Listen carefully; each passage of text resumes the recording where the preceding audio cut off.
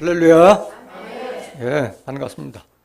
오늘도 증거되는 말씀을 잘 듣고 깨달아서 유전과 전통, 또 남한테 보이기 위한 외식 기도에서 벗어나서 말씀 안에서 성령으로 기도하는 하나님의 참 자녀들이 되시기를 예수님의 이름으로 간절히 축원합니다. 이 시간 허락하신 하나님 말씀은 에베소서 6장 18절부터 20절입니다.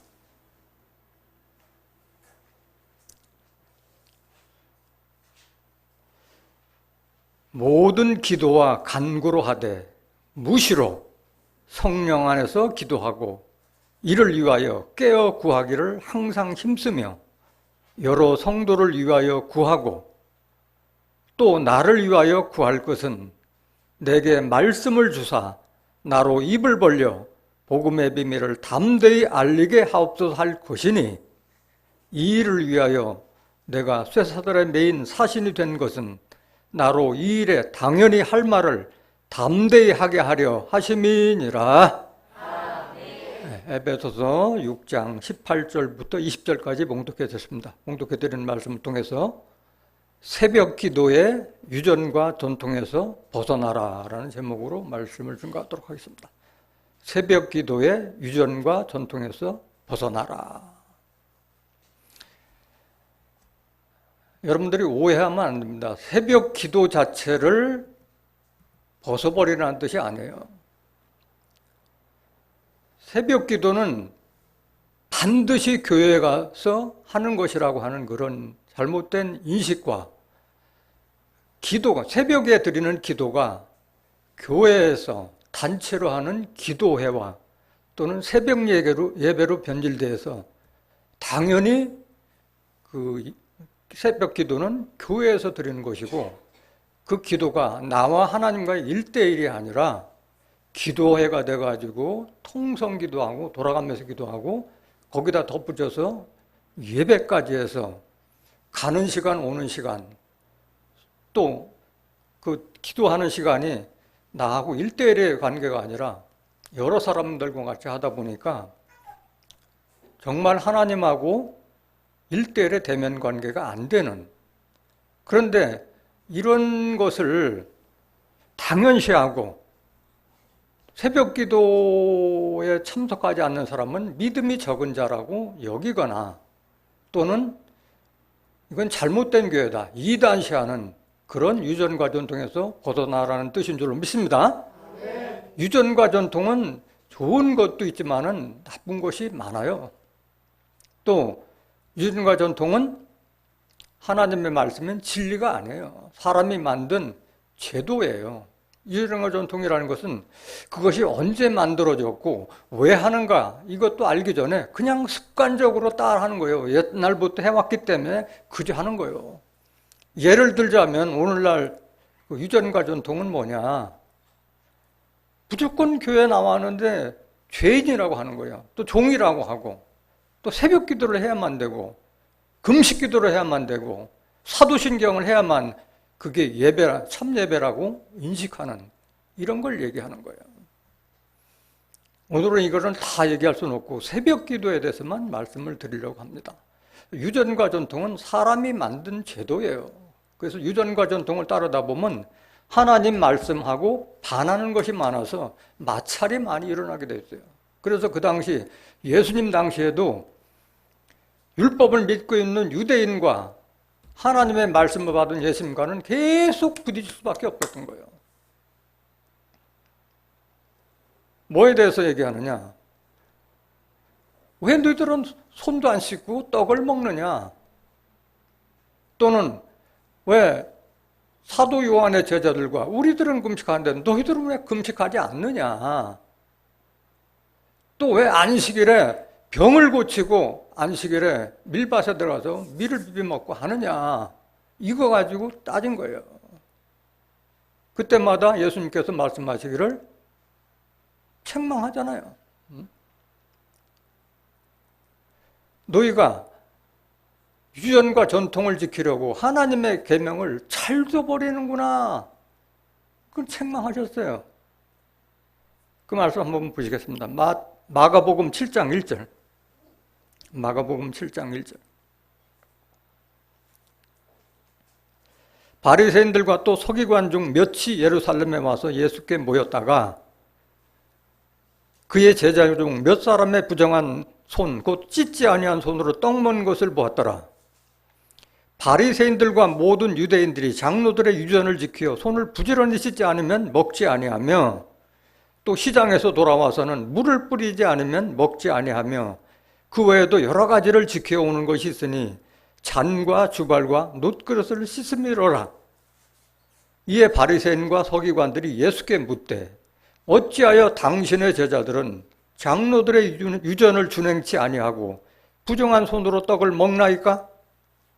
가라사대 이사야가 너희 외식하는 자에 대하여 잘 예언하였도다. 기록하였으되 이 백성이 입술로는 나를 존경하되 마음은 내게서 멀도다 하고 책망했어요. 7절 사람의 계명으로 교훈을 삼아 가르치니 나를 헛되이 경배하는도다 하였느니라.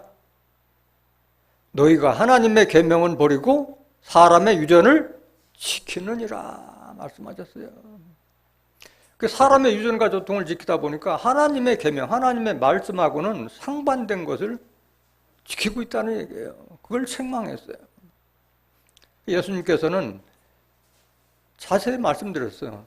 입으로 들어가는 것은 다 뒤로 내어 버려진다.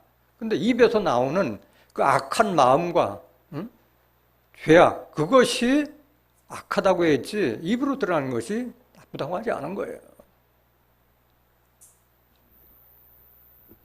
또 책망하기를 뭘 책망하느냐? 너희들이 하나님께 드림이 되었다고 하면은 너희 부모님에게 공경하지 않아도 된다 하는 식으로 얘기하고 있는데 성경에 어디 그런 것이 있느냐? 성경엔 그렇지 않다. 책망하고 있는 거예요. 출애굽기 20장 12절 한번 보실까요? 출애굽기 20장 12절. 네 부모를 공경하라. 그리하면 너의 하나님 나 여호와가 내게 준 땅에서 네 생명이 길리라. 하나님은 먼저 육신의 부모에게 잘할 것을 바라고 계신 줄 믿습니다. 먼저요. 집안이 먼저예요. 먼저. 출애굽기 21장 15절. 자기 아비나 어미를 치는 자는 반드시 죽일지니라. 이런 식으로 엄하게 부모를 가장 먼저 중시하도록 해줬는데도 불구하고 하나님께 드림이 되었다고 하면은 자기 부모에게 소홀히 해도 된다 하는 식으로 사람의 계명으로 가르치다 보니까 하나님의 계명하고 마찰이 되는 거예요. 그걸 책망할 때 예수님은 이사야의 예언을 들어서 책망했어요. 이사야가 잘 예언하였도다. 너희가 입술로는 나를 존경하나 마음은 내게서 멀도다 하고 책망을 했어요. 누구한테 이런 책망을 했느냐? 이사야서 29장 13절 한번 더 보시겠습니다. 이사야서 29장 13절.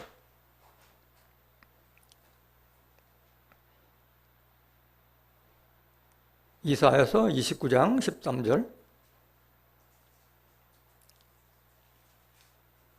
주께서 가라사대 이 백성이 입으로는 나를 가까이 하며 입술로는 나를 존경하나 그 마음은 내게서 멀리 떠났나니 그들이 나를 경외함은 사람의 계명으로 가르침을 받았을 뿐이라 이렇게 책망을 하고 있어요. 그래서 이 책망받는 자들이 누구냐? 이 책망받는 자들이 누구냐? 8절 한번 보세요. 8절. 누구 보고 이 얘기를 한 거냐? 8절. 이사야서 29장 8절. 줄인 자가 꿈에 먹었을지라도 깨면 그 속은 여전히 비고 목마른 자가 꿈에 마셨을지라도 깨면 곤비하며 그 속에 갈증이 있는 것 같이 시온 산을 치는 열방의 무리가 그와 같으리라 말씀하셨어요. 이런 자들이 누구냐면 몽사를 이야기하는, 꿈 얘기하는 자들. 꿈은 꿈일 뿐이에요. 깨면은 다 허탄한 것일 뿐이에요. 그러니까 하나님 말씀을 증거를 해줘야지 내가 꿈에 뭐 이런 것을 보았다든가 이런 것은 다 허탄하다는 거예요. 이런 자들이 뭐라고 하느냐? 정말 하나님의 말씀을 증거하는 쉬운 산을 치는 열방의 무리라고 얘기한 거예요.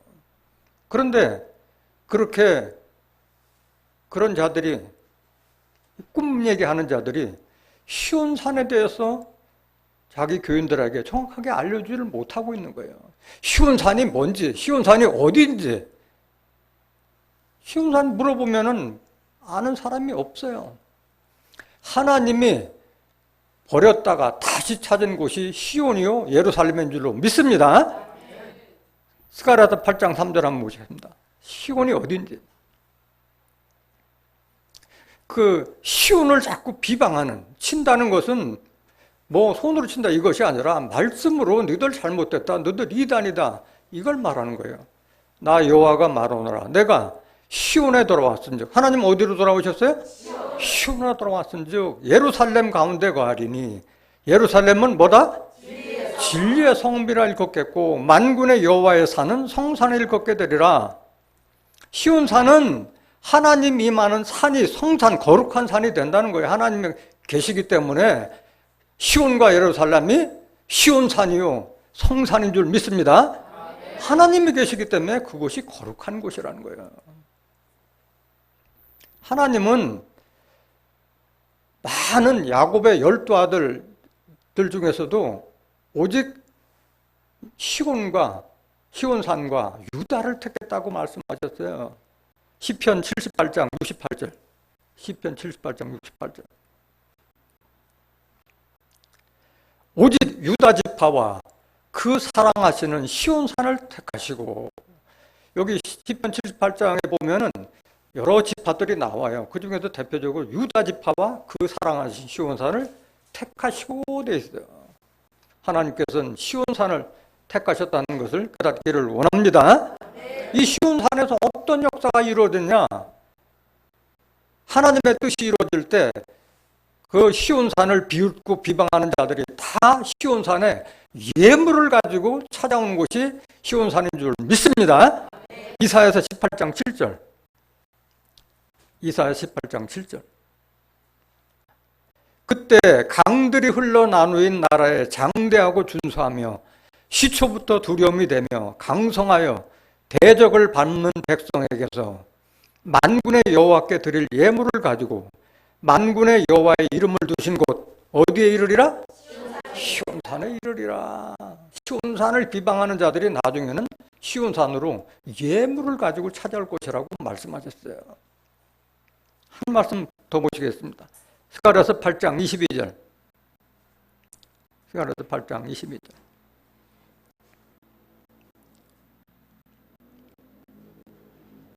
많은 백성과 강대한 나라들이 예루살렘으로 와서 하나님은 시온에 돌아와서 예루살렘 가운데 거하신다. 근데 예루살렘은 저 중동 땅 예루살렘이 아니라 뭐라?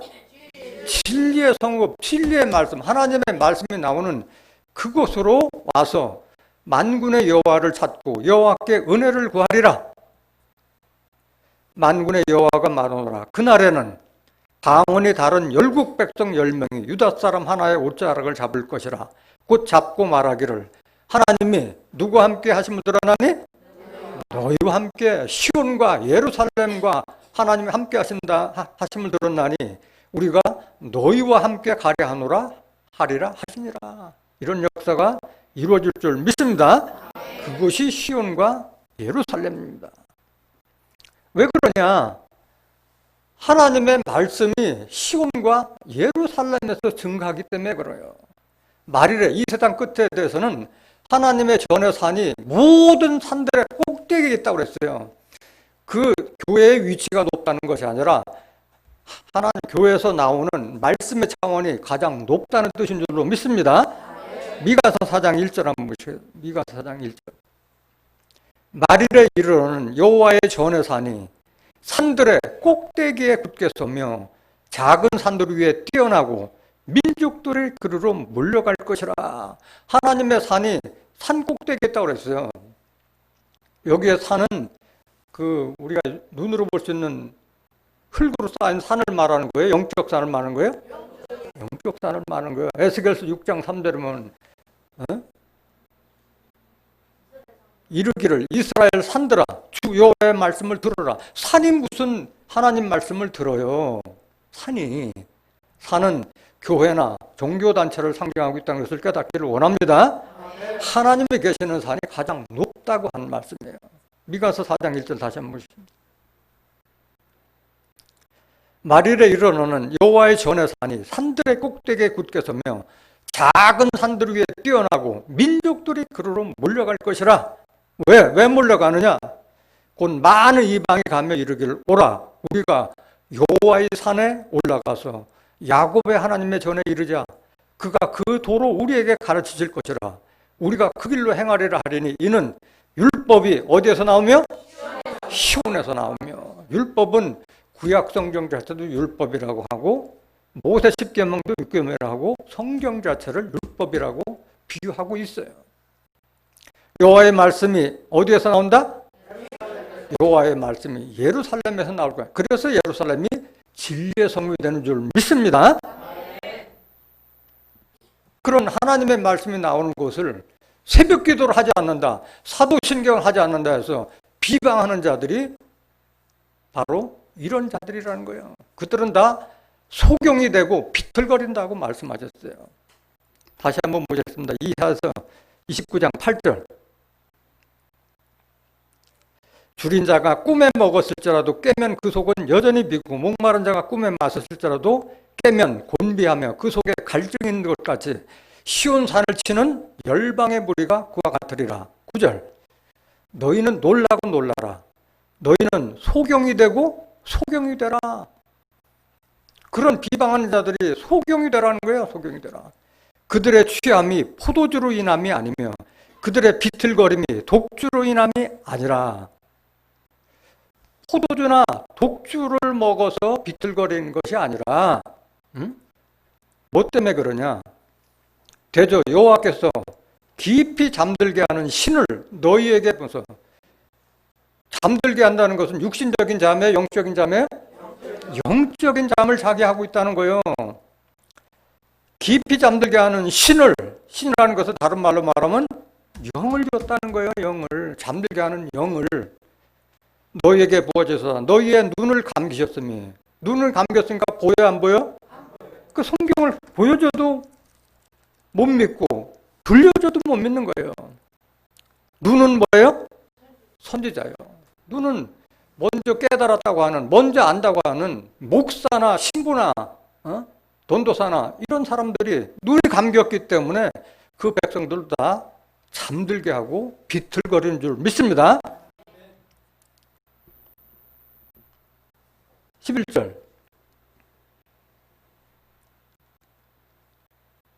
그러므로 모든 묵시가 너희에게는 마치 봉안책의 말이라. 그것을 유식한 자에게 주면 이르기를 그대에게 청하노니 이를 읽으라 하면 대답하기를 봉하였으니 못하겠노라 할 것이요. 또 무식한 자에게 주며 이르기를 그대에게 청하노니 이를 읽으라 하면 대답하기를 나는 무식하다 할 것이니라. 이런 소경된 인도자 밑에 있는 자들이 다 이렇다 이런 얘기예요. 계시록을 옛날에는 다 묵시록으로 기록이 됐어요. 계시록엔 분명히 계시록 1장 3절에 보면은 이 책의 예언의 말씀을 읽는 자와 듣는 자들과 그 가운데 기록된 자들이 뭐가 있습니다? 복이 있나지라. 뭐가 가까움이라? 때가 가까움이라. 때가 가까우면은 이것을 읽어야 되고 그 가운데 기록된 것을 지키는 자들이 복이 있다고 그러는데 평생 교회를 나가도 계시록에 대해서는 내용을 보지도 못하고 듣지도 못하고 깨닫지 못한 자들이 무슨 복을 받느냐. 계시록 2장 22장 10절에도 이 책을 인봉하지 말라. 뭐가 가까움이라? 때가 가까움이라. 계시록이 증거돼서 계시록 전체를 꿰고 있는 이런 판국에 그거는 인봉하였으니 봉하였으니 함부로 풀면 큰일 난다. 이따위 소리나 하고 또 그것 좀 알아달라면은 믿고 가는 거야. 뭘 꼬치꼬치 알려고 하냐 하는 식으로 해서 입을 막게 하고 귀를 막게 하는 이런 자들이 바로 소경된 자요 꿈꾸는 자인 줄 믿습니다. 이런 자들이 어떤 자들이냐? 그들이 주는 그 말씀이 하나님의 말씀인 참 포도주가 아니라 포도주와 독주를 줬기 때문에 성도들이 비틀거리고 있는 거예요. 방향도 못 잡아. 내가 가는 신앙의 목표가 어디며 어디로 가고 있는지를 알지 못한다는 거예요. 누구냐? 이사야서 56장 9절 보시겠습니다. 이사야서 56장 9절. 왜 성도들이 비틀거리냐? 포도주나 독주를 먹었지 않아도 왜 비틀거리느냐? 들의 짐승들아, 삼림 중의 짐승들아, 다 와서 삼키라. 그 파수꾼들은 소경이요, 다 무지하며 벙어리 개라. 파수꾼, 오늘날 목자나 신부들, 양떼를 보호하는 지도자들을 파수꾼으로 비유했잖아요. 그들이 다 소경이요, 무지하며, 무지한다는 건 하나님 뜻을 알지 못한다는 거예요. 벙어리 개기 때문에 늦지짓지 못하며, 다 꿈꾸는 자요, 누운 자요, 잠자기를 좋아하는 자니. 지금 파수꾼을 뭘로 비유했어요? 벙어리 개로 비유해서 벙어리 개. 11절, 벙어리 개의 정체가 뭐냐? 이 개들은 탐욕이 심하여 족한 줄을 알지 못하는 자요. 그들은 누구라? 몰각한 목자라. 깨달음이 없는, 깨달음에 떨어진 목자들을 가리켜 벙어리 개로 비유한 줄로 믿습니다. 다 자기 길로 돌이키며 어디 있는 자이든지 자기만 도마며 피차 이르기를 오라. 내가 포도주를 가져오리라. 우리가 독주를 잔뜩 먹자. 내일도 오늘같이 또 크게 넘치를 않으니라. 이런 자들이 그런 하나님의 진리의 말씀이 아닌 포도주, 독주, 자기 심령에서 나오는 우러내는 대로 이야기하는 그 말씀으로 인해서 그 밑에 있는 하나님의 백성들이다. 목표나 방향을 잃어버리고 비틀거림하고 있다는 것을 깨닫기를 원합니다. 그렇기 때문에 개 조심하라 그래서 빌립보서 3장 2절이면 개들을 조심하라. 행악자들을 조심하라. 마태복음 7장 6절에 개들과 돼지에게 거룩한 말씀 주지 말라. 오히려 그들이 다 너희를 찢고 상할까 염려함이라. 계시록 25장 15절에 보면 개들과 술객들과 행음자들과 살인자들과 우상숭배자들과 거짓말을 지어내는 자마다 성 밖에 하나님 나라에 들어가지 못한다는 거예요. 그 중에 제일 우선순위가 누구예요? 개들이에요. 개들. 몰각한 목자, 벙어리 개. 깨닫기를 원합니다.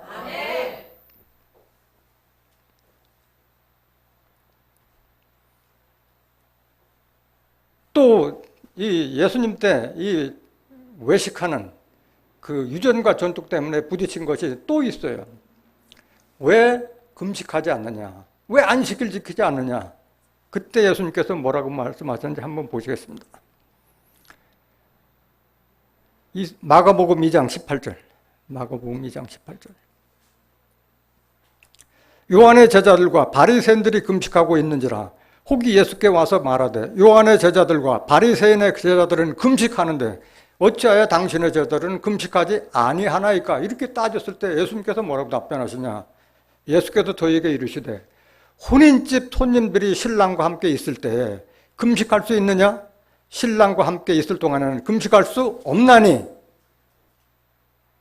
그러나 신랑을 빼앗길 날이 이르니 그날에는 금식할 것이니라. 우리가 다 혼인집 손님인데 주인과 함께 있을 때 금식할 필요가 있느냐? 그러나 신랑을 빼앗길 때 금식하라고 한 줄로 믿습니다. 구약시대에 우리의 신랑은 하나님이었어요. 지금 이 시대에 우리의 신랑은 예수 그리스도인 줄로 믿습니다. 이사야서 54장 5절.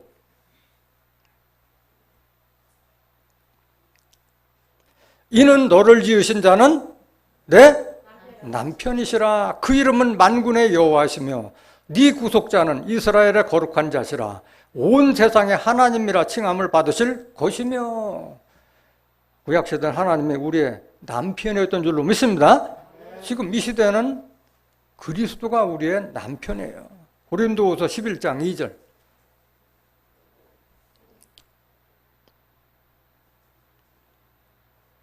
내가 하나님의 열심으로 너희를 위하여 열심 내노니 내가 너희를 정결한 처녀로 한 남편인 누구? 그리스도께 드리려고 중례함이로다. 목자는 성도들을 그리스도에게 중매하게 한 중매쟁이에요. 그리스도까지 성도들의 그 말씀의 깨달음과 그 성품이 신의 성품까지 자라도록 양육하는 것이 목사의 사명이요 본분인 줄 믿습니다. 중매쟁이야, 중매쟁이. 그래서 금식하는 자는 누가 금식하는 거예요? 신랑을 빼앗긴 자들. 하나님도 잃어버리고 그리스도도 잃어버린 자들이 금식하는 거예요. 금식을 밥 굶는 걸 금식이라고 하는데 그건 떼쓰는 거야. 그건 기뻐하는 금식이 아니에요. 하나님께서 기뻐하는 금식은 그런 금식이 아니에요. 하나님이 기뻐하는 금식에 대해서 한번 보시겠습니다. 이사야서 58장 3절 한번 보실까요?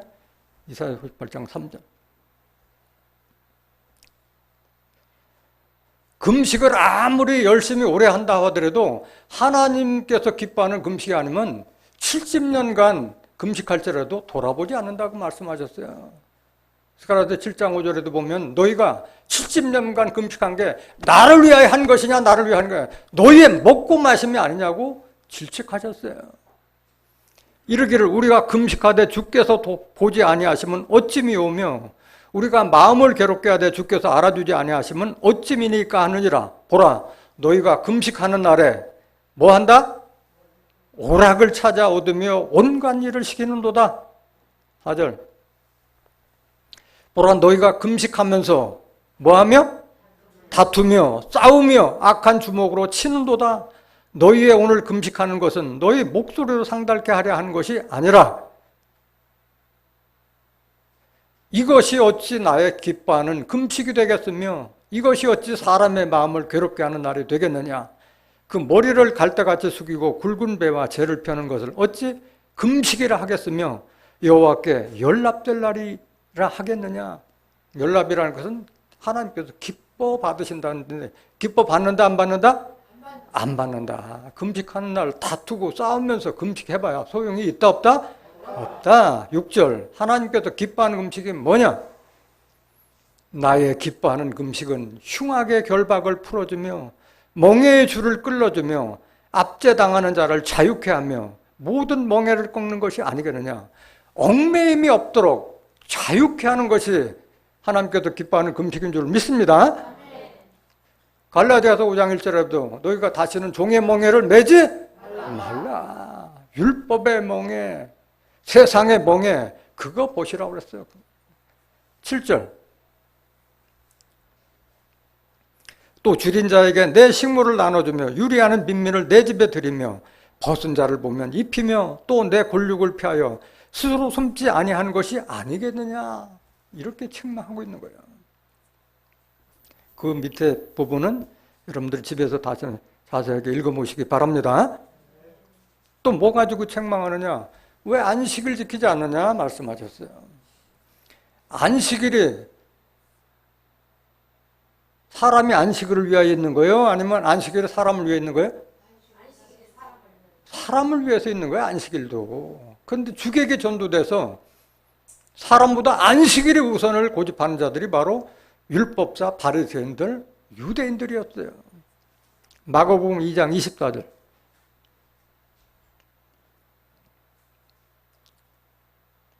바리새인들이 예수께 말하되 보시오 저희가 어찌하여 안식일에 하지 못할 일을 하나이까? 예수께서 가라사대 다윗이 자기와 및 함께한 자들이 핍절되어 휴장할 때 한 일을 읽지 못하였느냐? 그가 아비아달 대제사장 때 하나님의 전에 들어가서 제사장 외에는 먹지 못하는 진설병을 먹고 함께한 자들에게도 주지 아니하였느냐? 성경을 들어서 책망하고 있는 거예요. 또 가라사대 안식일은 누구를 위하여 있는 것이요? 사람을 위하여 있는 것이요. 사람이 안식일을 위하여 있는 것이 아니니 이러므로 인자는 안식일에도 뭐다? 죄인이다. 이렇게 책망을 하고 있어요. 그럼에도 불구하고 계속 예수님에게 병자 고치고 안식일에 말씀 증거하는 것까지도 시비를 걸었을 때 예수님은 뭐라고 말씀하시는지 한번 보시겠습니다. 누가복음 13장 10절. 누가복음 13장 10절. 안식일에 한 회당에서 가르치실 때에 18년 동안을 귀신 들려 앓으며 꼬부라져 조금도 펴지 못하는 한 여자가 있더라. 예수께서 보시고 불러 이르시되 여자여 네가 네 병에서 놓였다 하시고 안수하심에 여자가 곧 펴고 하나님께 영광을 돌리는지라. 회당장이 예수께서 안식일에 병 고치신 것을 분내어 무리에게 이르되, 병자 18년 동안이나 이렇게 병으로 괴로운 자를 안식일에 병 고쳐서 그걸 화낼 일이야? 분내어 무리에게 이르되, 일할 날이 엿새가 있으니 그동안에 와서 고침을 받을 것이요 안식일에는 말 것이니라 하거늘. 그럼 다 죽어가는 그 응급 환자가 왔을 때는 어떡하라는 얘기야? 죽으라는 얘기야? 엿새 동안? 15절. 주께서 대답하여 가라사대 외식하는 자들아. 이 자들을 외식하는 자들이라고 했어요. 외식이라는 건 뭐야? 남에게 보이기 위한 자들이라는 거야. 너희가 각각 안식일에 자기의 소나 나귀나 마구에서 풀어내어 이끌고 가서 물을 먹이지 아니하나. 개들도 다 안식일에도 먹이고 하고 있는데 왜 그거 가지고 시비하느냐 얘기야. 16절. 그러면 18년 동안 사단에게 매인바된 이 아브라함의 딸을 안식일에 이 매매에서 푸는 것이 합당치 아니하냐 하니까 할 말이 있어요, 없어요? 할 말이 없지. 17절. 예수께서 이 말씀을 하시매 모든 반대하는 자들은 부끄러워하고 온 무리는 그 하시는 모든 영광스러운 일을 기뻐하니라. 그래서 유전과 전통을 따르다 보면 하나님의 말씀과 상반되고 대치돼서 계속 마찰이 있을 수밖에 없어요. 오늘날 외식하는 자들, 교회 다니면서도 죄인이라고 하는 자들, 언제부터 죄인인지도 모르고 왜 죄인인지도 모르고 언제부터가 내가 종이면 왜 종이 된지도 모르면서 그저 주의 종, 신유의 종, 은사의 종, 말씀의 종 종종 하고 다니고 있고, 또 새벽기도 하지 않는 자들을 가리켜서 잘못됐다, 이단이다, 또 사도신경 하지 않는다 해서 시비 걸고 하는 자들, 오늘 이금을 다 생각할 수는 없고 새벽기도에 대해서만 유전과 전통이 무엇인가를 깨닫도록 하겠습니다. 새벽기도는 얼마나 좋아요.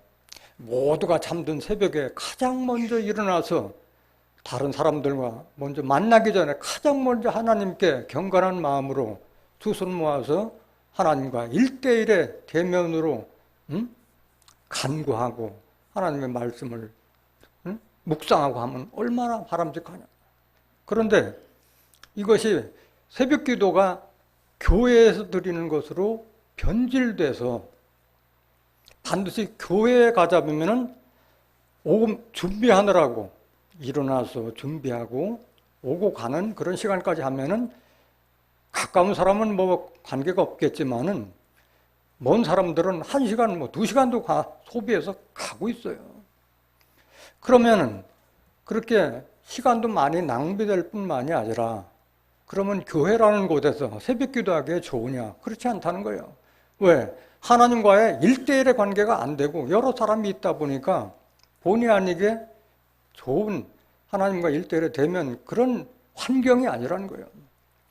어떤 사람들은 주여 주여 하면 주여 삼창을 외치고 통성기도를 하는 자들이 있는 반면에 알아듣지도 못하는 방언이라면서 쫄라쫄라 하고 하는데 안 된단 말이야. 거기다가 통성기도 한다고 하다 보면 목소리 큰 자가 이기는 거야. 그러다 보면 내 기도가 막혀. 다른 사람 기도가 어느새 내 기도는 뚝 끊어지고 다른 사람 귀에 있다가 아멘 아멘 하다가 돌아와. 어떤 심정. 그러다가 그 새벽 기도가 좋은 가족이 믿으면 관계없지만은 믿지 않는 가족도 있잖아요. 근데 그 새벽 기도로 해서 가족들한테 피해를 준다면 그건 은혜가 될 수가 없는 거예요. 다 사람마다 생활 환경이 다 다르잖아요. 부부가 요새는 다 일터로 나가야 될, 그래야만 먹고 사는 시대가 됐어요. 그렇게 한가하지 않는 거예요. 근데 새벽 시간, 한두 시간은 엄청나게 큰 거예요. 그러다 보면 정말 내가 신경 써야 될 내 남편, 내 아내, 내 자식들에게 소홀하게 될 수밖에 없어요. 그래서 하나님 믿는, 그리스도를 믿는 아버지, 어머니를 원망하고 남편, 아내를 원망하게 되는 거예요. 하나님 그러기 위해서 한 것이 아닌 거예요. 사람마다 체질이 다 다르기 때문에 새벽형 인간이 있고 저녁형 인간이 있고 다 다르거든요. 그 생체 리듬이 다 다른데 그 계속 교회 와서 그걸 강요하다 보니까 못 따라가니까 개인은 또 괴롭고 같이 응하지 못하니까 그 사도 새벽 기도가 당연시 하는 자들은 괴로운 거예요. 같이 지키지 못하기 때문에. 먼저 새벽 기도에 앞서서 중요한 것은 가족을 먼저 돌보고 가족을 사랑해야 할 줄로 믿습니다. 자기 가족을 돌보지 않는 자는 하나님의 교회를 돌아볼 수 없다고 말씀하셨어요. 디모데전서 3장 5절. 디모데전서 3장 5절.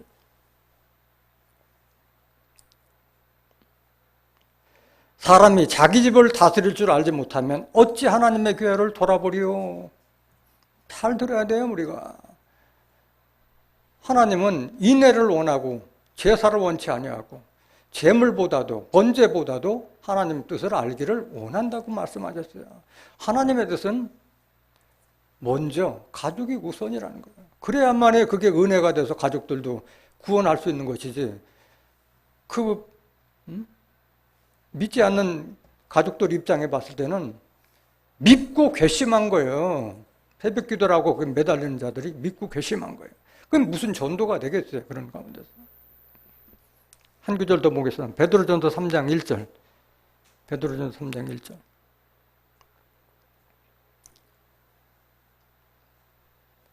아내된 자들아 이와 같이 자기 남편에게 순복하라. 이는 혹 도를 순종치 않는 자라도 말로 말미암지 않고 그 아내의 행위로 말미암아 구원을 얻게 하려 함이니 너희의 두려워하며 정결한 행위를 봄이라. 너희 단장은 머리를 꾸미고 금을 차고 아름다운 옷을 입는 외모를 하지 말고 오직 마음에 숨은 사람을 온유하고 안정한 심령에 썩지 않을 것을 하라. 이는 하나님 앞에 값진 것이니라.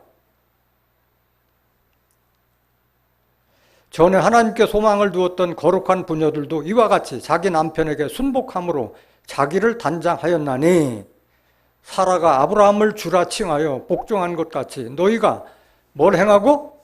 선을 행하고 아무 두려운 일에도 놀라지 아니하므로 그의 딸이 되었느니라. 7절. 남편된 자들아 이와 같이 지식을 따라 너희 아내와 동거하고 저는 연약한 그릇이고 또 생명의 은혜를 유업으로 함께 받을 자로 알아. 어떻게 여기라? 귀히 여기라. 남자는 여자를 여자는 남자를 같은 말이에요. 이는 너희 기도가 뭐하지 않게 함이라? 기도가 막히지 않게 하려 함이라. 교회 간다고 해가지고 남편하고 부부싸움 하고 나서 교회 와서 기도한들 그 기도가 돼요 안 돼요? 안 되잖아요. 마음이 상했는데 기도가 돼요? 은혜가 안 되잖아요. 그런 기도는 괴로울 뿐인 거예요. 중요한 것은 기도를 드리는 그 형식이 중요한 것이 아니라 가족을 먼저 돌보고 사랑하는 것이 앞서야 할 줄로 믿습니다. 마태복음 6장 5절 한번 보겠습니다. 마태복음 6장 5절. 또 너희가 기도할 때 외식하는 자와 같이 되지 말라. 저희는 사람에게 보이려고 회당과 큰 거리 어귀에 서서 기도하기를 좋아하느니라. 이런 자들이 많다는 거예요. 보이기 위해서. 아니 교회에 왔다 가는데 꼭 성경을 이렇게 끼고 다녀야만 되느냐고. 이게 나는 기독교 신자요 새벽 기도 갑니다 하고 이렇게 해야 되느냐고. 얼마든지 가방에다 넣어가지고 달 수 있는데 보이기 위해서 한다는 거예요. 또 사람만 만나면 주여 주여 하고 기도하고 그런 기도를 원하는 게 아니라는 거예요. 그런 자는 이미 자기 상을 이미 받았다고 말씀하셨어요. 7절 마태복음 6장 7절. 또 기도할 때 이방인과 같이 중언부언하지 말라. 저희는 말을 많이 하여야 들으실 줄 생각하느니라. 하나님과 대면 기도할 때 말 많이 하는 거 하나님 원해요?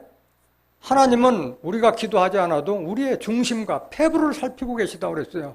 뭐가 필요하다는 거 아주 알고 계시는 분인데 중언부언하고 2시간, 3시간씩 기도하는 것을 원치 않는 거예요. 그 통성기도 뭐 한 5분씩 하라 이렇게 해보면은 한참 기도하다 보면 할 말이 없잖아. 할 말이 없잖아. 중언부언하지 말라는 거예요. 8절. 그러므로 저희를 본받지 말라. 구하기 전에 너에게 있어야 할 것을 하나님 너희 아버지께서 알아요, 몰라요? 아신다는 거예요. 아신다. 그래서 2시간씩, 3시간씩 낭비해서 거기에 얽매지 말라고 말씀하신 거예요. 그렇다면 중요한 것은 이 새벽 기도가 어떻게 해서부터 시작됐나 그 유래를 살펴봐야 됩니다. 그것은 뭐 3가지 설이 있어요. 첫 번째 설은 그 불교 신자들이 또 불교의 스님들이 새벽에 그 선보를 하잖아요. 그런 걸 본따서 했다는 경우도 있고, 또는 무속신앙들이 정한수도 놓고 새벽에 이렇게 그런 걸 본받았다는 경우도 있고. 근데 교회에서 제일 처음으로 새벽 기도가 시작된 것은 1907년도에 장대연교에서, 북한에 있는 장대연교에서 처음으로 시작돼서 그것이 불이 붙어가지고 많이 확산됐어요. 그때 1907년이면 뭐예요? 우리가 한일합방 당하기 직전 아주 어수선했던 그때고, 일제 식민지 하에 있기 때문에 우리는 나라를 잃은 서름 속에서 기도하지 않을 수가 없는 그런 상태였어요. 그렇기 때문에 그 새벽 기도가 불이 붙어가지고 요원의 불길처럼 다 퍼져서 그 새벽 기도 때문에 기독교가 부흥하고 성장한 것도 인정해야 돼요. 새벽 기도의 공이 컸어요. 그렇지만은 지금은 그런 때가 아니라는 거예요. 그런 때가 아니다. 장대교회 길선주 목사가 처음 시작했던 것이고, 이 새벽 기도를 하는 나라는 우리나라밖에 없어요. 다른 외국에서는 그런 사례를 찾아볼 수가 없어요. 그렇다면 중요한 것은 성경적인 근거는 뭐냐? 새벽 기도가 비성경적이다 하는 건 뭐냐? 성경에도 보면은 예수님께서 새벽에 기도한 사실이 있어요. 그런데 그거를 일반화시킬 수는 없다는 거예요. 매번 예수님께서 3년 동안 그렇게 하신 것이 아니기 때문에 그거를 새벽 기도의 기원이라고 볼 수는 없어요. 예수님께서 새벽에 기도한 것을 한번 보시겠습니다. 마가복음 1장 35절. 새벽 오히려 미명에 예수께서 일어나 나가 한적한 곳으로 가서 거기서 기도하시더니, 뭐 이걸 근거로 내세우는 사람도 있는데 이거는 일회성이지 계속 그렇게 하신 것이 아닌 줄 믿습니다. 그럼 성경에는 어떻게 언제 기도하라고 했느냐? 쉬지 말고 기도하라, 무시로 기도하라고 가르쳤지 새벽에 기도하라고 한 것은 없어요. 데살로니가전서 5장 17절.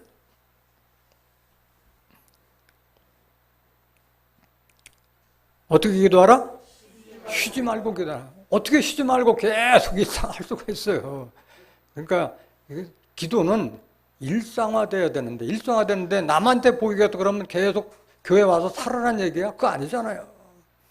나의 일상이 일어나서부터 저녁 잠잘 때까지 늘 나와 호흡을 같이 하는 자들을 위해서 마음으로 기도하라는 그런 뜻이지, 쉬지 말고 기도하라 해서 기도를 입에 달고 살라는 뜻은 아닌 줄 믿습니다.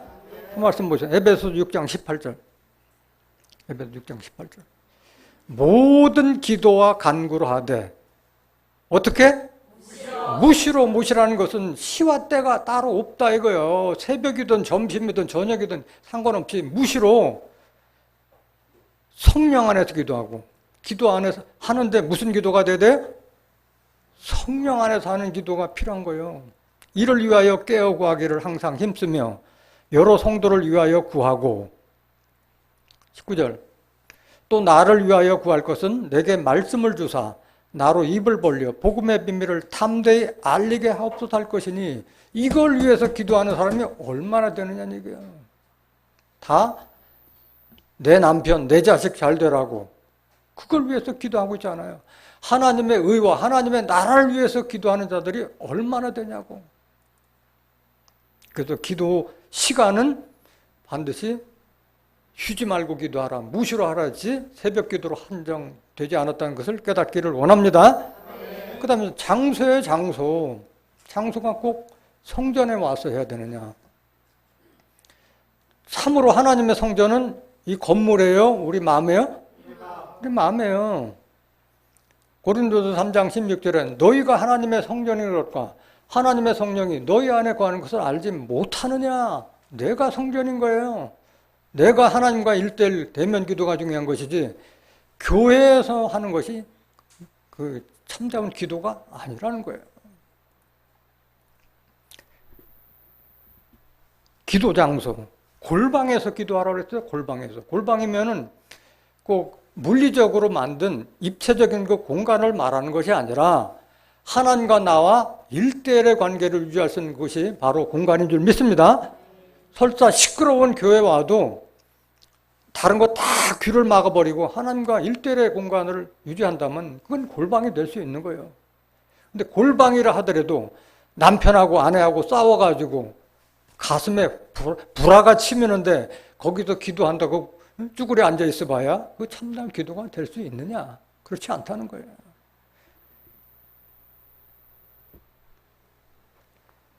마태복음 6장 6절. 너는 기도할 때 네 골방에 들어가 문을 닫고 은밀한 중에 계신 내 아버지께 기도하라. 은밀한 중에 보시는 내 아버지께서 갚으시리라. 기도는 하나님과 1:1의 관계가 되어야 할 줄로 믿습니다. 다른 사람에게 침해받지 않는 그 상태를 중요하게 생각하고 하나님은 그런 기도를 받으실 것을 말씀하신 거예요. 중요한 것은 기도를 하되 성령 안에서 기도하라고 그랬어요. 성령 안에서 기도하라. 성령이 도대체 뭐냐?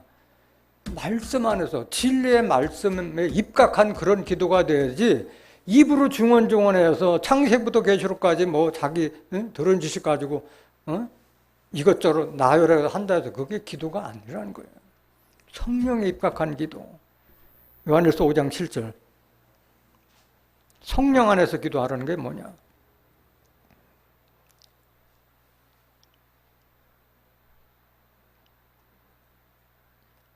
증거하는 이는 성령이시네. 성령은 뭐다? 진리의 말씀 안에서 기도하라는 게 진리의 말씀. 요한복음 17장 17절에 저희를 진리로 거룩하게 하옵소서. 아버지의 말씀은 진리다. 하나님 말씀으로 기도하라는 거예요. 그래서 디모데전서 4장 5절에도 말씀과 기도로 거룩하여지니라 했어요. 말씀에 입각한 그런 기도가 우리를 거룩하게 바꿀 수 있는 줄 믿습니다. 성령으로 기도라. 성령으로. 그 다음에 구하는 것을 뭘 구해야 되느냐? 예수님께서 그 기도에 대해서 외식하는 기도 하지 말아라, 중언부안하는 기도를 하지 말아라, 골방 기도를 하라고 하시면서 주기도문을 이렇게 기도하라고 이렇게 가르쳤는데 그 내용에서 보면 뭘 위해서 구하라고 그랬어요? 그 나라와 그의 의를 먼저 구하라. 그럼 나머지는 다 채워주실 것을 말씀하셨어요. 우리가 가장 먼저 구할 것은 하나님의 나라가 이 땅에 이루어질 것을 구해야 할 줄로 믿습니다. 마태복음 6장 31절. 그러므로 염려하여 이르기를 무엇을 먹을까 무엇을 마실까 무엇을 입을까 하지 말라. 이는 다 이방인들이 구하는 것이라. 너희 천부께서 이 모든 것이 너에게 있어야 할 줄을 안다 모른다? 아신다. 3장 33절. 너희는 먼저 그의 나라와 그의 의를 구하라. 그리하면 이 모든 것을 너희에게 더하시리라. 이게 우선이라는 거예요. 하나님의 나라가 이 땅에서 이루어지도록, 그리스도의 나라가 이 땅에서 이루어지기를 가장 먼저 구하고 하나님의 의를 위해서 구해야 할 줄로 믿습니다. 그 다음에 나를 위해서 구할 것은 뭐예요? 뭘 구하라고 그랬어요? 말씀을 내게 주사. 이 복음의 비밀, 하나님의 뜻과 섭리를 널리 복 주는 자들에게 알리게끔 말씀을 달라. 그걸 간구하라고 말씀하셨어요.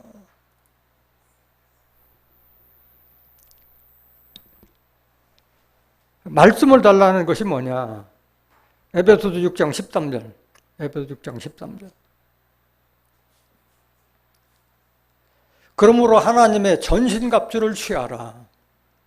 말씀으로 전신갑주하라는 거예요. 예수님이 요한복음 1장 14절에 말씀이 육신이 되어 은혜와 진리가 충만하나. 여러분들이 하나님의 말씀을 온전히 가졌을 때 여러분들도 은혜와 진리가 충만할 줄 믿습니다. 그걸 구하라고 하는 거예요. 이는 악한 날에 너희가 능히 대적하고 모든 일을 행한 후에 서기 위함이라.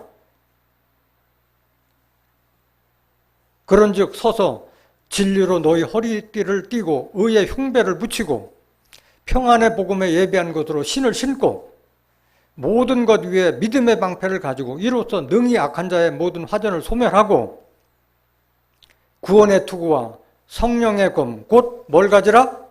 하나님의 말씀을 가지라 한 줄로 믿습니다. 가지되 성경만 가지면 돼요? 아니면 말씀을 어디에 가져야 돼요? 마음속에 가져야 되는 거예요. 신비의 세계라고 말씀하세요. 고린도후서 3장 2절. 고린도후서 3장 2절. 너희가 우리의 편지라 우리 마음에 썼고 뭇사람이 읽고 알고 읽는 바라. 우리가 그리스도의 편지가 되라고 말씀하셨어요.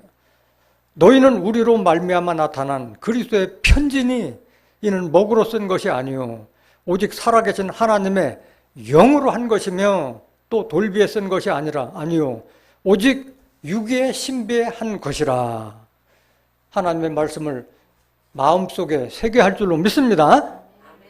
그 편지가 돼서 누구를 만나든 그 사람과 대면해 보면은 그 사람이 갈급해하는 것을 줄 수 있는 그런 자가 돼야 할 줄로 믿습니다. 편지가 돼야 되는 거예요. 또 뭘 구해야 되느냐? 나를 위해서 구할 것은 복음의 비밀을 담대히 전할 것, 그 능력을 주실 것과 전도의 문을 열어줄 것을 구하라고 말씀하셨어요. 골로새서 4장 2절. 골로새서 4장 2절. 골로새서 4장 2절. 기도를 항상 힘쓰고 기도에 감사함으로 깨어 있으라. 또한 우리를 위하여 기도하되 하나님이 전도할 문을 우리에게 열어주사 그리스도의 비밀을 말하게 하시기를 구하라. 내가 이것을 인하여 매임을 당하였노라. 이런 자가 되기를 원합니다. 그래서 말씀을 증거할 수 있는 능력과 전도의 문을 열어주기를 구해야 할 줄로 믿습니다. 그런 기도가 아니면은, 이 말씀에 입각한 기도가 아니면은 가증한 기도라 해서, 가증하다는 건 뭐예요? 앞뒤가 안 맞다는 거예요. 거짓 기도라는 거예요. 그런 기도는 돌아보지 않아요, 하나님께서. 가증한 기도가 뭔가? 잠언서 28장 9절. 잠언서 28장 9절. 사람이 귀를 돌이키고 율법을 듣지 아니하면 그의 기도도 뭐하다? 가증하다는 거예요. 율법, 하나님의 말씀을 듣지 않고 깨달음이 없는 기도는 거짓 기도에 가증하다는 거예요. 행함으로 나타나지 않는 기도는 거짓 기도라는 거예요. 거짓 기도. 이런 기도가 대표적인 게 방언 기도. 알아듣지 못하는 걸로 기도한다는 거예요. 고린도전서 14장 13절.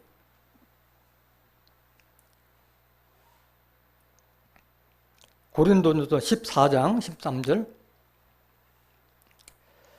그러므로 방언을 말하는 자는 통역하기를 기도할지니, 방언을 말할 게 아니라 방언을 사람들에게 알아들을 수 있도록 하라는 얘기예요. 알아듣는 얘기예요.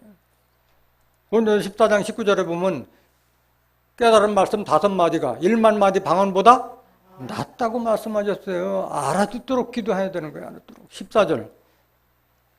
내가 만일 방언으로 기도하면 나의 영이 기도하거니와 나의 마음은 열매를 맺지 못하리라 돼 있어요. 그러니까 방언이 뭔지도 모르고 그거를 그냥 남 한다고 따라 해가지고 그것이 열매를 맺지 못한다고 했어요. 15절. 그러면 어떻게 할꼬? 내가 영으로 기도하고 마음으로 기도하며 내가 영으로 찬미하고 또 마음으로 찬미하리라. 영으로 기도하라는 게 영. 요한복음 6장 63절에 살리는 것은 영이요 육은 무익하니라. 내가 너에게 이른 이 말씀이 영이요 생명이라. 말씀에 입각한 기도를 하라고 말씀하신 거예요. 말씀에 입각한 기도. 16절. 그렇지 아니하면 네가 영으로 축복할 때 무식한 처지에 있는 자가 네가 무슨 말을 하는지 알지 못하고 네 감사에 어찌 아멘하려. 말씀을 증거하는 것도 마찬가지예요.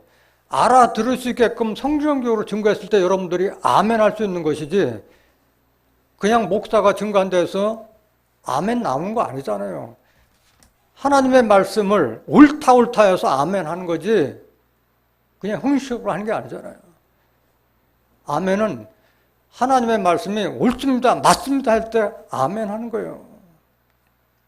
그런 아멘 하는 말씀이 나오는 기도가 돼야 할 줄로 믿습니다. 또 기도한다고 해서 다 들어주느냐? 들어주지 않는 기도가 있고 응답하는 기도가 있어요. 하나님은 기도를 들어주지 않는 기도가 어떤 기도냐? 앞에서 금식하면서 다투고 그런 금식은 받지 않는다고 하심과 같이 죄악으로 인해서 피 흘린 손으로 드리는 기도는 듣지 않는다고 말씀하셨고, 모압 사람이 모압 산당에서 피곤하도록 봉사하며 기도할지라도 무효라고 했어요. 무효라고. 그 말씀 한번 보시겠습니다. 이사야서 1장 10절. 어떤 기도를 하나님께서는 외면하고 계시느냐? 너희 소돔의 관원들아 여호와의 말씀을 들을지어다. 너희 고모라의 백성아 우리 하나님의 법에 귀를 기울일지어다. 이거는 지금 구약시대 심판받았던 소돔의 관원들이 하는 얘기예요? 아니면 지금 우리 이 시대 우리에게 말하는 얘기예요? 이 시대를 말하는 거예요. 소돔 때의 그 관원들을 빙자해서 오늘날 신앙생활하는 우리에게 보내는 메시지라는 것을 깨닫기를 원합니다. 11절 여호와께서 말씀하시되 너희의 무수한 재물이 내게 무엇이 유익하뇨? 나는 수양의 번제와 살찐 짐승의 기름에 배불렀고 나는 수송아지나 어린 양이나 수염소의 피를 기뻐하지 아니하노라. 너희가 내 앞에 보이러 오니 그것을 누가 너희에게 요구하겠느냐? 내 마당만 밟을 뿐이니라. 13절 헛된 재물을 다시 가져오지 말라. 분향은 나의 가증히 여기는 바요. 월삭과 안식일과 대회로 모이는 것도 그러하니 성례와 아울러 악을 행하는 것을 내가 견디지 못하겠다. 뭘 행하는 것을 견디지 못한다고? 악을 행하는 것을 내가 견디지 못하겠노라. 14절 내 마음이 너희의 월삭과 정한절기를 싫어하나니 그것이 내게 무거운 짐이라. 내가 지기에 곤비하였느니라. 너희가 손을 펼 때에 내가 눈을 가리우고 주여 주여 하고 손을 편다 하더라도 뭐한다? 눈 가린다는 거예요. 하나님께서 너희가 많이 기도할지라도 내가 들어 안 들어? 듣지 아니하리니 이는 너희의 손에 뭐가 가득함이라? 피가 가득합니다. 피라고 해서 지금 뭐 살인하고 와서 짐승 잡아도 피가 가득하다는 게 아니라 마음속에 악한 생각을 가지고 와서 기도한들 돌아보지 않는다는 거예요. 그 16절 보자. 16절 너희는 스스로 씻으며 스스로 깨끗하게 하여 내 목전에서 너희 악업을 버리며 악행을 그치고. 씻는다는 것은 마음과 양심을 씻으라는 것이지 얼굴 씻고 오라는 뜻이 아닌 줄 믿습니다. 너희는 스스로 씻으며 스스로 깨끗게 하여 내 목전에서 너희 악업을 버리며 악행을 그치고 선행을 배우며 공의를 구하며 학대받는 자를 도와주며 고아를 위하여 신원하며 과부를 위하여 변호하라 하셨느니라. 이런 사람의 기도를 받아주실 줄 믿습니다. 이사야서 16장 12절. 이사야서 16장 12절. 모압 사람이 그 산당에서 피곤하도록 봉사하며 자기 성소에 나아가서 기도할지라도 뭐하다? 무효라는 거예요. 무효. 이것도 마찬가지. 구약 시대에 모압 사람한테 한 얘기예요? 아니면 오늘날 우리 시대 우리에게 한 말이에요? 우리에게 한 말이에요. 모압을 빙자해서 오늘날 모압 사람과 같은 자기 것만 옳다고 성을 쌓고 벽을 쌓는 자를 가리켜서 모압 사람이라고 한 거예요. 모압의 정체를 알아보겠습니다. 에레미야 48장 11절. 에레미야 48장 11절. 모압은 예로부터 평안하고 포로도 되지 아니하였으므로 마치 술에 찌기 위해 있고 이 그릇에서 저 그릇으로 옮기지 않음 같아서 그 맛이 남아있고 냄새가 변치 아니하였도다. 이걸 얘기하고 있는 거예요. 모압은 다른 나라부터 침공을 받지 않았어요. 평안하고 안전했어요. 그렇기 때문에 세상 무서운 줄 모르고 어려운 게 없어요. 다른 데가 어떻게 돌아가는지 관심이 없어요. 뭐냐? 오늘날 신앙생활하면서도 나는 모태신앙이다. 나는 집에 몇 대부터 장로교요, 성결교요, 안식교요 해가면서 자기 그 교단 외의 거에 대해서는 보려고도 들으려고도 하지 않고 성을 쌓는 자들을 가르쳐 말하는 거예요. 이런 자들에게 어떤 일이 이루어졌냐? 12절. 그러므로 나 여호와가 말하노라. 나를 이르리니 내가 그 그릇을 기울일 자를 보낼 것이라. 그들이 기울여서 그 그릇을 비게 하고 그 병들을 뭐하리니? 부수리니. 그 냄새나는 찌꺼기 남은 거 다 부순다고 말씀하신 거예요. 13절. 이스라엘 집이 베델을 의뢰함으로 수치를 당할 것 같이 모압이 그못으로 인하여 수치를 당하리로다. 아니 하나님을 섬겨야 되는데 베델 우상을 숭배하고 모압이 그못으로 인하여 수치를 당하잖아. 수치를 당하게 될 줄로 믿습니다. 그래서 이런 자들이 어떤 자들이냐? 말씀을 모르는 상태에서 경계에 경계를 더하고 교훈에 교화를 더하고 여기에서 조금 저기서 조금 하다 보니까 성도들이 길을 찾지 못하고 있어요. 중심을 잡지 못하는 거예요. 그러니까 다른 교회 나가면 큰일 난다 해가지고 벽을 쌓게 하고, 그래서 똑같은 하나님 믿고 그리스도 믿는데 지금 교회와 교회 서로가 교통이 전혀 없어. 다 끊어져 버렸어요. 다 끊어져 버렸어요. 이런 자들을 말하는 거야. 성을 쌓는 자들. 이사야서 28장 10절 한번 보실까요? 이사야 28장 10절. 대저 경계에 경계를 더하며 경계에 경계를 더하며 교훈에 교훈을 더하며 교훈에 교훈을 더하되, 여기서도 조금 저기서 조금 하는구나. 본문 한 구절 읽어놓고 나서 성경 조금, 신문에 나온 얘기 조금, 세상 돌아가는 TV나 뉴스로 본 것 조금, 이런 얘기를 또 자기 간증도 일부.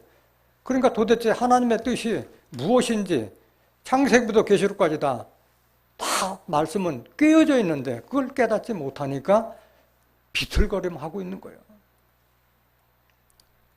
13절 한번 볼까요? 13절.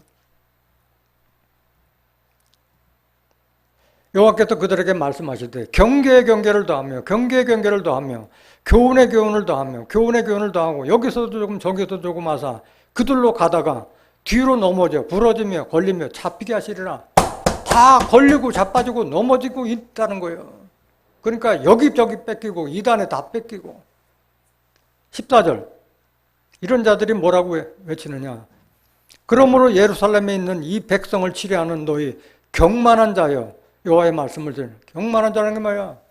경솔하고 교만한 자를 말하는 거예요. 15절.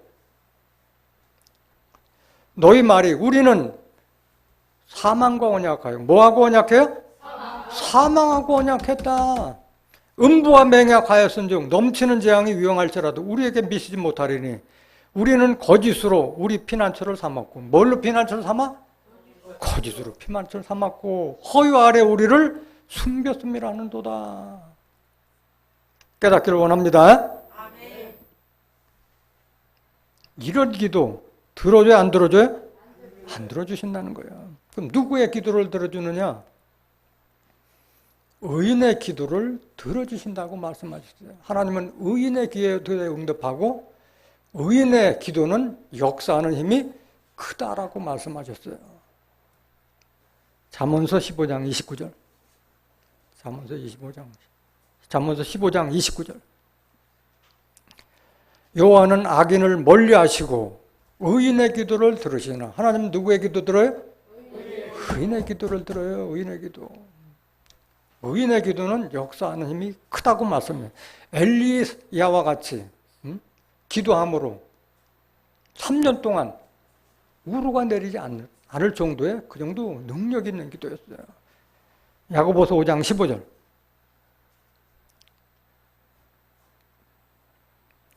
믿음의 기도는 병든 자를 구원하리니 주께서 저를 일으키시리라. 혹시 죄를 범하였을지라도 사하심을 얻으리라. 이러므로 너희 죄를 서로 고하며 병 낫기를 위하여 서로 기도하라. 의인의 간구는 역사하는 힘이 많으니라. 17절. 어떤 자가 의인이냐? 엘리야는 우리와 성정이 같은 사람이로되 저가 비 오지 않기를 간절히 기도한즉 3년 6개월 동안 땅에 비가 아니 오고 다시 기도한즉 하늘이 비를 주고 땅이 열매를 내었느니라. 엘리야에까지는 미치지 못한다 하더라도 병든 자를 구원할 수 있는 그런 역사하는 힘이 큰 의인들의 기도가 되길 원합니다. 오늘 이 말씀을 들은 여러분들은 외식하는 유교전과 전통에 따르는 새벽 기도회나 새벽 예배에서 해방돼서 정말 골방 속에서 성령으로 무시로 기도하는 의인들이 되시기를 예수님으로 간절히 축원합니다. 말씀 마치겠습니다.